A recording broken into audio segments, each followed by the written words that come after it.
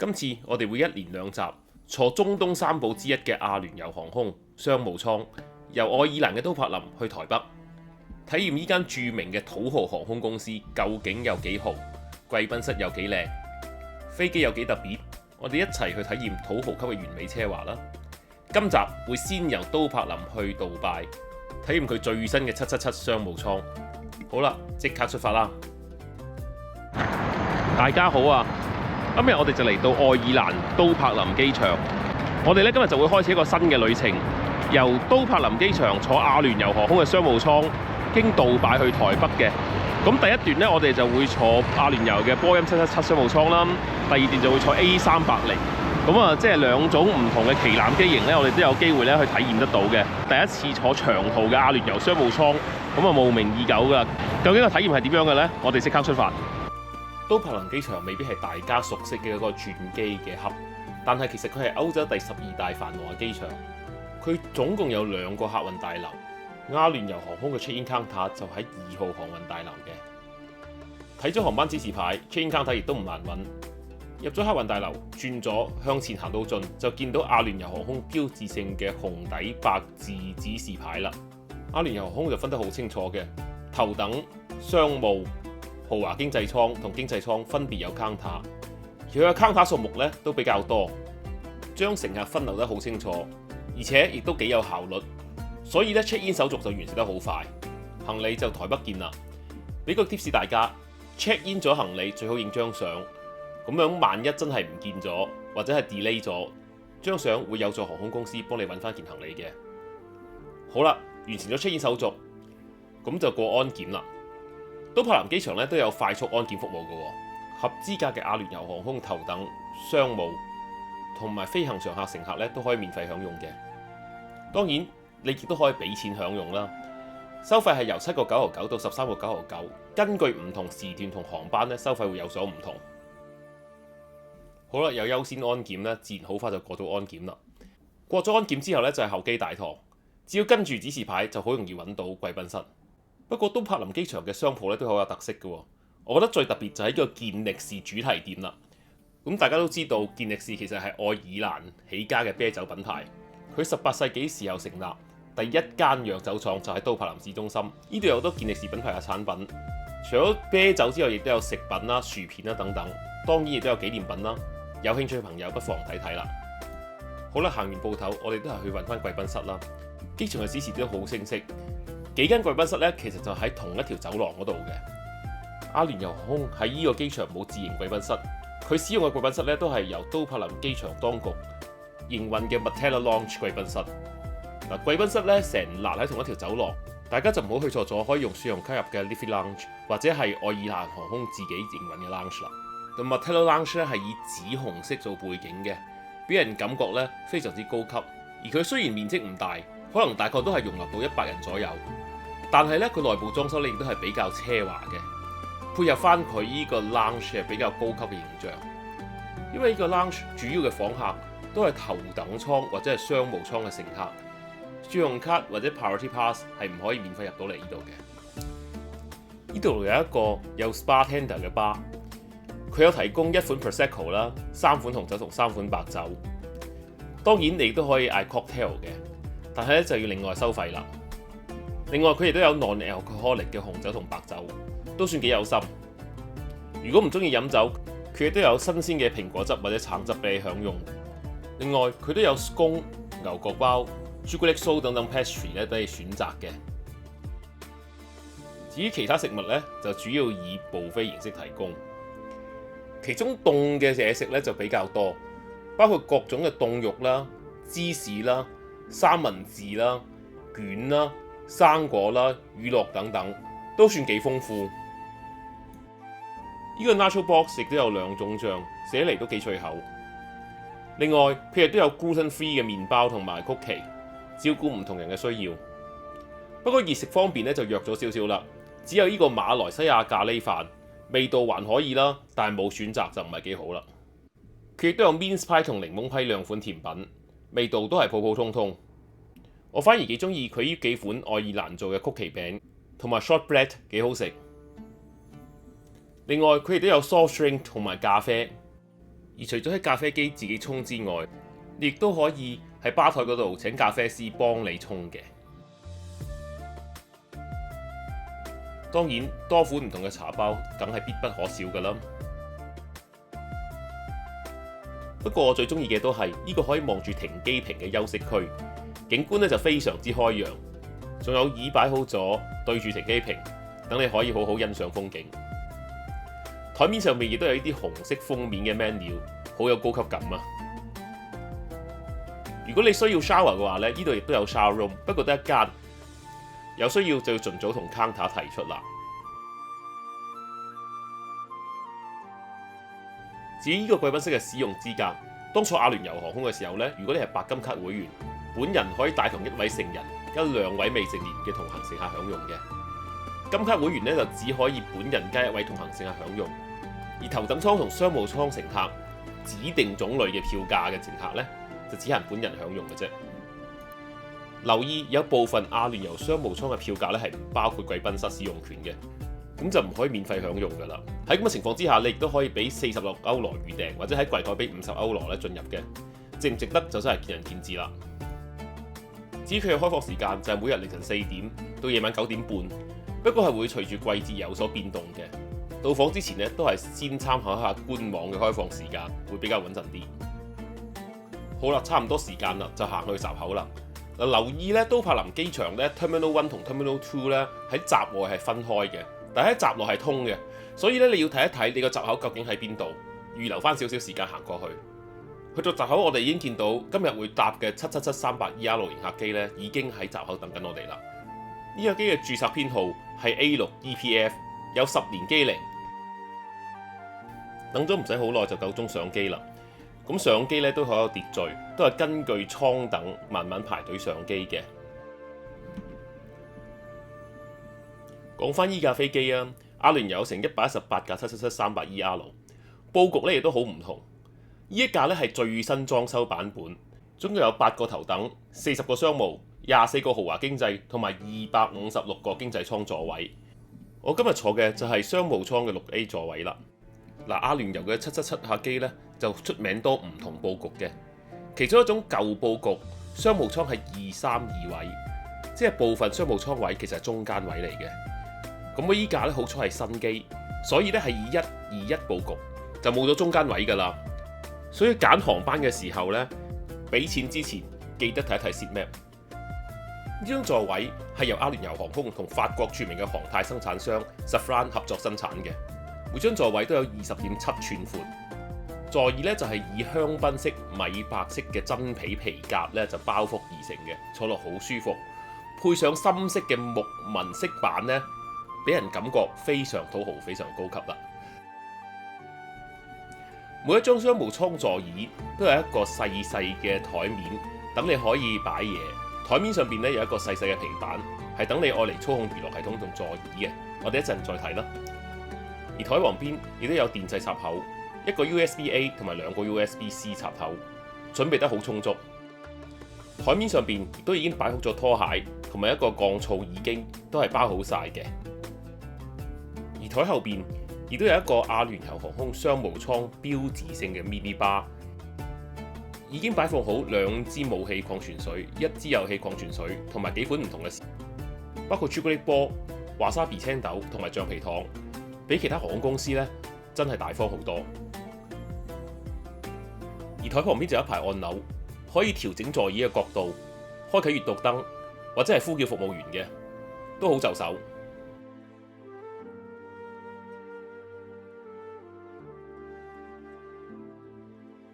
每個座椅都配備一個23寸嘅高清屏幕，屏幕下邊就係腳墊，再下邊就係擺嘢嘅地方。另外喺座椅嘅另一邊亦都有一個暗櫃，方便你擺貴重嘢。機艙亦都擺放咗蘭花去點綴，幾高雅。好啦，坐咗冇幾耐就開始派歡迎飲品啦。咁呢個香檳色嘅機艙，梗係要翻杯香檳先襯翻住噶啦。然後班機咧亦都準時關機艙門，咁啊準備起飛啦。坐得前就可以見到條登機條咧慢慢退開。然後咧亦都開始播出安全影片。嗱，阿聯酋呢個安全影片咧就標榜冇花巧，唔用明星，唔用卡通嘅，其實都 OK 啊。每個座位亦都擺放好安全指示卡，咁大家咧記得每一次都睇一睇，提醒翻自己咧，萬一有乜緊急狀況嘅時候咧要點做啦。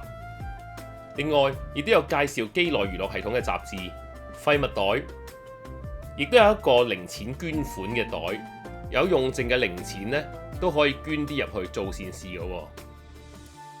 再睇下佢耳機個顏色咧，都係用翻桃木色，配合翻成個機艙嘅環境同埋台面，都好有心，而且咧個隔音效果都唔錯嘅。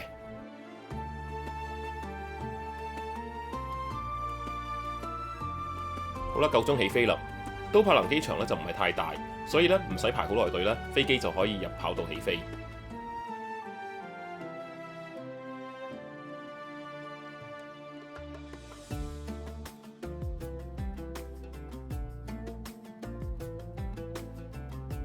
由於都柏林機場離海邊唔遠，起飛咗之後好快就可以入愛爾蘭海，即係愛爾蘭島同埋不列顛島中間嘅海峽啦。嗱，講翻我哋今次嘅行程啦，我哋向東飛入愛爾蘭海之後呢，會經過英國不列顛島嘅上空，然後咧再進入歐洲。我哋喺保加利亞上空飛入黑海，經過土耳其、伊拉克、科威特，最後再去到阿聯酋，全程大概係7個半鐘頭左右。由於呢班機咧係伊朗戰爭爆發之前飛嘅，所以同而家嘅航道係有少少唔同。啱啱起咗飛啦。咁起咗飛之後咧，估唔到第一樣嘢咧係問你要唔要個耳墊啊？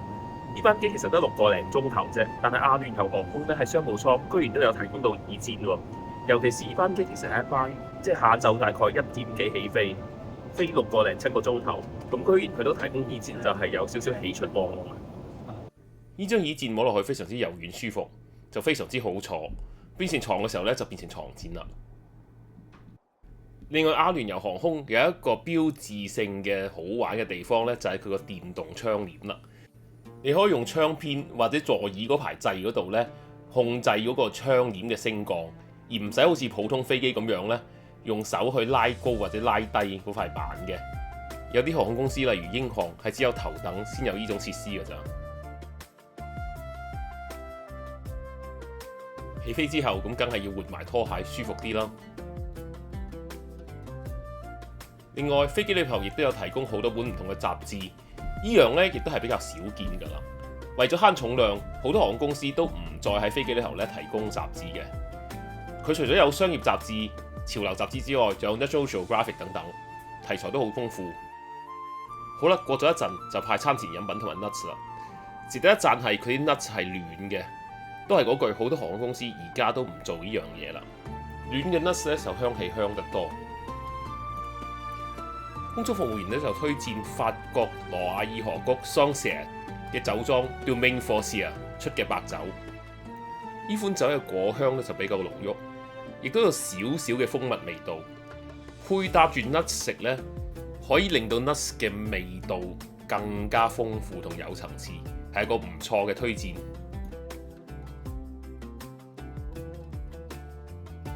好啦，正式開始午餐服務啦。咁佢梗係要鋪好台布先啦。飛機上邊有派發紙 menu， 不過阿聯酋航空有一樣嘢值得一讚嘅係，佢一早已經將成份 menu 同埋小食、酒單等等咧 upload 晒上網啦。只要喺你網站嗰度開翻 MyBooking， 就可以見到你呢一班機有乜嘢提供。另外，你亦都可以先喺網上預訂咗主菜，雖然同機上嘅選擇係一樣嘅，但係你就可以避免你想要嘅菜冇晒，揀唔到啦。好啦，咁而家咧就到咗食午飯嘅時候啦。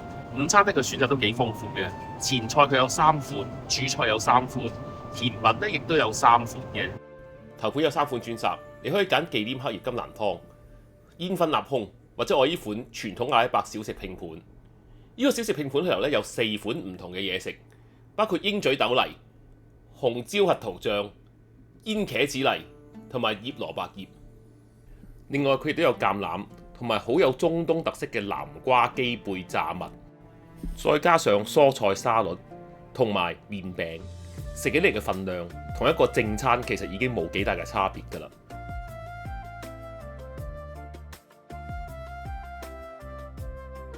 等我哋一齊試試先。最正宗嘅食法，梗係將啲醬潷落個餅嗰度食啦。咁多種醬裏頭呢，我最中意都係鷹嘴豆泥，因為嗰個豆味咧非常濃郁、非常香，而且佢磨到好細好滑，完全冇豆嗰種鞋嘅感覺，真係只有中東嘅航空公司先做到呢種地步。另外，我都幾中意佢個紅椒核桃醬。一個紅椒核桃醬咧係有少少酸、少少甜、少少辣嘅味道咧撈埋一齊嘅，寫嚟酸味味咁樣，非常之開胃。作為一個前菜嘅食品咧就好啱啦。不過成碟嘢食晒，其實咧都已經幾飽，已經真係唔止係一個前菜啦。不過佢依然另外有一個麵包籃，有各式麵包俾你揀嘅。我要呢個咧就比較特別，寫嚟好脆，好似有啲合桃酥咁樣，唔知係咩嚟嘅呢？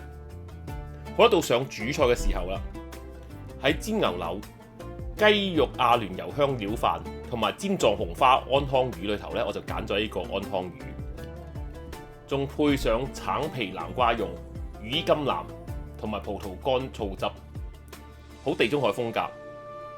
不過今日已經飲過白酒啦，所以我想打破傳統，配一配紅酒。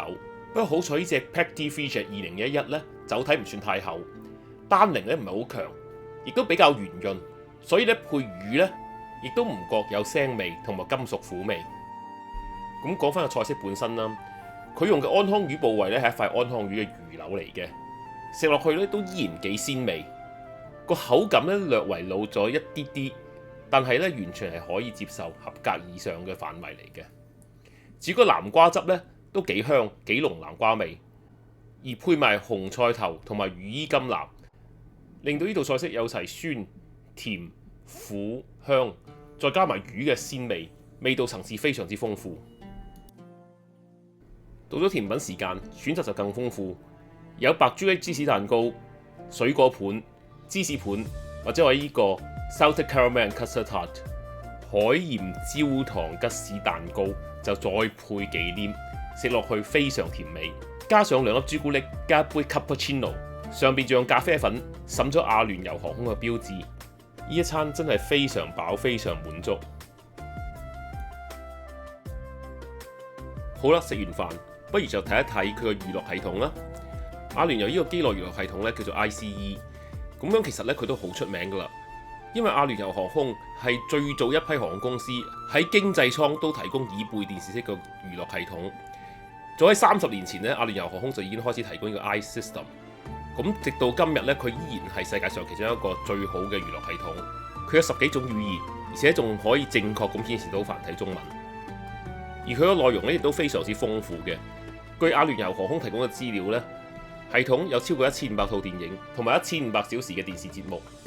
至於音樂、博客、有聲書等等咧，更加涵蓋40種唔同嘅語言。呢個系統叫做 ICE。第一個 I 咧係代表 information 資訊，航班資訊包括一封飛行地圖，咁梗係必不可少㗎啦。除此之外，仲有阿聯酋航空，甚至乎係阿聯酋呢個國家嘅相關資訊。除咗有喺杜拜轉機嘅指引，或者係阿聯酋航空飛行上客計劃嘅資料之外咧，仲有關於杜拜嘅各方面資訊。例如購物啦、旅遊點啦、營商啦等等，等於係幫杜拜咧喺商業方面咧仲賣咗廣告嘅，係比較特別嘅一種做法。我覺得亦都做得唔錯。另外資訊亦都包括咗即時 live 嘅新聞，由 BBC 提供，經過衛星接收，咁就可以幫助你掌握到最新嘅信息啦。至於 C 就係 connectivity 連接，除咗有教你點樣用啲電掣插口，點樣用 data port， 或者打座位與座位間嘅電話之外，最緊要嘅梗係 WiFi 連接啦。依樣就真係阿聯酋航空最值得稱讚嘅一個地方啦。阿聯酋已經逐步開始喺佢旗下嘅客機咧就換裝 SpaceX 提供嘅 Starlink WiFi。由近地軌道嘅衛星咧提供信號，去提供 WiFi 上網服務，所有乘客無論艙等都可以唔需要 login，不限容量咁樣去使用呢個 WiFi。而呢個 WiFi 咧係我用過最快嘅機上，甚至乎公用 WiFi。佢個 download 速度咧居然可以平均高達320 Mbps 每秒，而且拼咧只係30 ms， 比我屋企上網嘅 WiFi 咧仲要快啊！所以睇 YouTube 都冇問題。最後一部分就係 entertainment 啦。咁當然大家最關心嘅就係電影啦。電影咧好豐富，有過千套電影。除咗可以根據片種嚟揀之外咧，亦都可以根據語言或者主題嚟選擇。比較好嘅一個分類就係佢有專門嘅粵語電影專欄。咁樣港產片大概有10零套到啦。你會見到好多其他電影，其實就係只係配咗中文字幕嘅啫。但係將粵語電影分別咁樣列出嚟，我覺得阿聯酋航空咧都係好有誠意㗎啦。另外佢都有唔少韓語、日語、印度語、阿拉伯語等等唔同語言嘅電影，都好配合翻阿聯酋航空公司飛去咁多個國家。電視節目方面同樣都好精彩 ，HBO Max、Disney Plus、Paramount Plus、BBC 呢啲大型嘅平台或者內容供應商咧，阿聯酋航空公司咧都有合作嘅，所以咧佢嘅內容咧自然就好豐富啦。另外音樂方面，好似頭先都講過，有唔同國家嘅音樂啦。除咗英美日韓之外，海灣地區、新加坡、馬來西亞都有自己嘅專欄，都比較少有。比較可惜嘅係廣東歌就冇另外自己有一個專欄啦，全部擺晒喺中國音樂同普通話歌就擺埋一齊。而選擇咧亦都唔算特別多，大概有10零張專輯左右啦。最後佢當然有遊戲可以俾你玩啦。呢個遊戲咧係比較多選擇嘅，總共有超過20套，有比較常見嘅2048同埋 Battleship， 但係亦都有大富翁等等唔係間航空公司都有嘅遊戲。最後想讚一讚佢塊平板，因為個座位離開個 mon 嗰個距離都幾遠啊，所以佢就提供咗一塊平板俾你咧控制你個娛樂系統嘅。除咗可以直接喺塊平板上邊選擇節目播放之外，亦都可以將塊平板變為一塊 touchpad， 好似手提電腦 touchpad 咁樣控制個滑鼠個鼠標。另外，呢塊平板咧亦都有調校座椅嘅功能嘅，方便你睇住電影嘅時候咧都可以調校座椅挨前挨後，咁就唔使專門去揾個掣啦。好啦，由於頭先食得太飽，雖然得一餐，我都冇再要小食啦。不過我就要咗呢杯咖啡嘅酒，係空中服務員主動推薦嘅，都幾好飲㗎。睇咗陣電影就不如挨後休息陣啦。呢張椅自然係可以180度平瞓㗎啦，所以用香港人嘅標準，呢個可以話係真 J。呢張椅可以慢慢咁樣移落去，而變成一張180度平瞓嘅床嘅。平瞓咗之後呢，佢個長度咧都好足夠。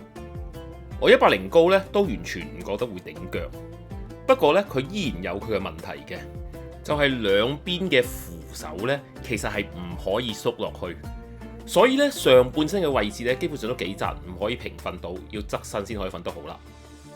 不過平瞓咗之後咧就發覺機艙頂咧有模擬嘅星光，好似星空咁樣幾靚。好啦，過咗陣，不如就去埋佢個洗手間參觀啦。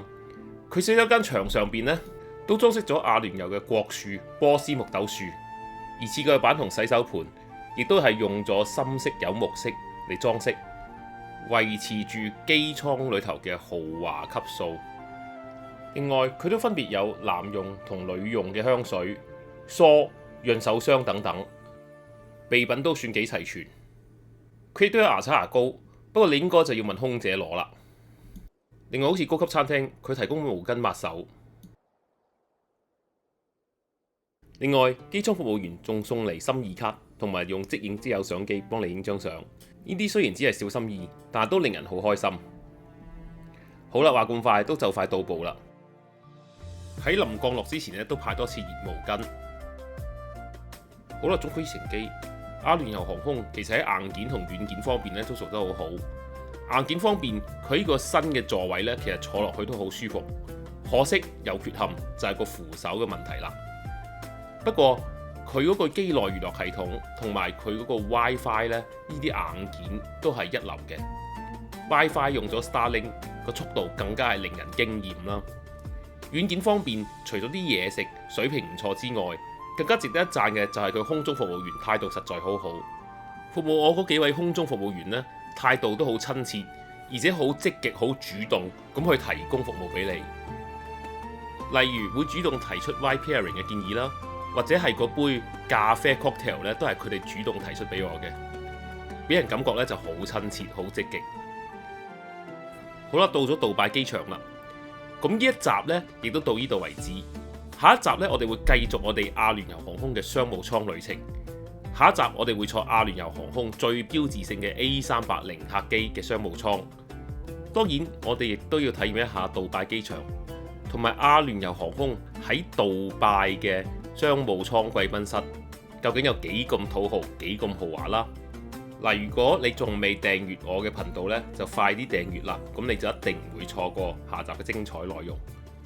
多謝大家收睇，我哋下次見，拜拜。